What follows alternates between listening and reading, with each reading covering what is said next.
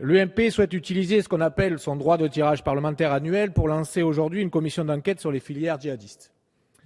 La question de la surveillance des filières inquiète avec raison. Le phénomène, par son ampleur, est récent et la menace est réelle.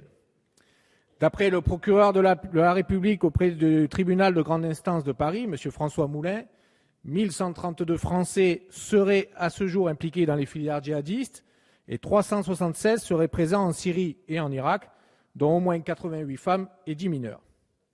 Les meurtres, ça a été rappelé, barbares et les massacres commis par Daesh montrent l'extrémisme dans lequel se trouve une partie de ses combattants. Les attentats antisémites commis, eux, par Mohamed Merah et Mehdi Nemmouche démontrent que les liens avec ces filières peuvent étendre ensuite les menaces en Europe. Face à ces risques réels pour nos concitoyens, nous saluons le travail des services de police et de sécurité qui agissent quotidiennement pour endiguer le danger. Ce péril concerne bien sûr les populations qui subissent tous les jours les sévices de ces terroristes dans le monde comme en France, mais cela concerne aussi nos jeunes qui se font endoctriner par ces réseaux. Ils vont mettre leur vie en danger et parfois se transformer en de vraies bombes humaines. Je reste persuadé que nous ne pouvons pas nous dédouaner d'une vraie politique de prévention auprès des publics les plus vulnérables face à ce phénomène. La prévention est une arme efficace pour protéger nos populations car elle permet d'arrêter la spirale de l'embrigadement et d'alerter l'ensemble des services concernés avant que le danger ne devienne réel. Des familles entières se font dépasser par la radicalisation de leurs filles ou de leurs fils.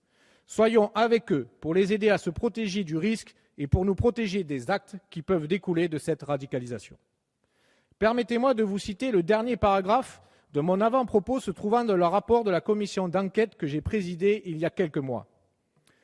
Le renseignement, dans un état de droit, est un outil au service de la décision publique. Il sera nécessaire de replacer la prévention des actes terroristes dans une approche non strictement sécuritaire. La prévention dans les zones sensibles où existent les lieux d'embrigadement ne doit pas se limiter à une simple surveillance. Elle doit s'accompagner d'une véritable reprise en main des rapports sociaux et humains dans le cadre des politiques de prévention de la délinquance. J'espère sincèrement que cette commission d'enquête saura aussi se pencher sur des sujets de moyens et entendre des professionnels éducatifs, sociaux et évidemment policiers sur ce thème. En tout état de cause, cette commission d'enquête risque de se heurter à deux écueils.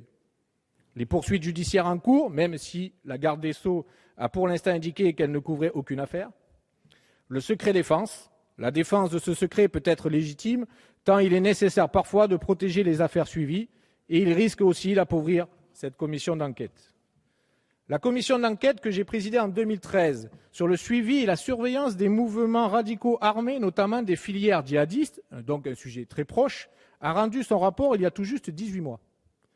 L'article 138 de notre règlement, qui prévoit qu'une commission d'enquête ne peut reprendre un sujet dans les 12 derniers mois, n'est certes pas opposable ici, mais l'on peut tout de même regretter une confluence de ces sujets sur lesquels nous possédons maintenant une grande partie des éléments nécessaires aux décisions à prendre dans ce domaine.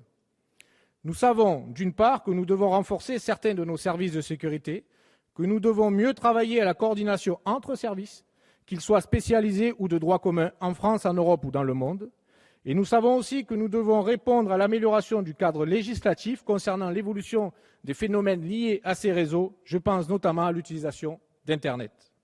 Mais le risque, c'est que nous entendions de nouveau les mêmes personnes auditionnées au cours de cette commission d'enquête. Leurs informations n'auront que peu ou pas évolué, à mon avis. En outre, je note qu'à l'initiative du groupe UDI au Sénat, le groupe UDI a lancé une commission d'enquête identique il y a quelques semaines.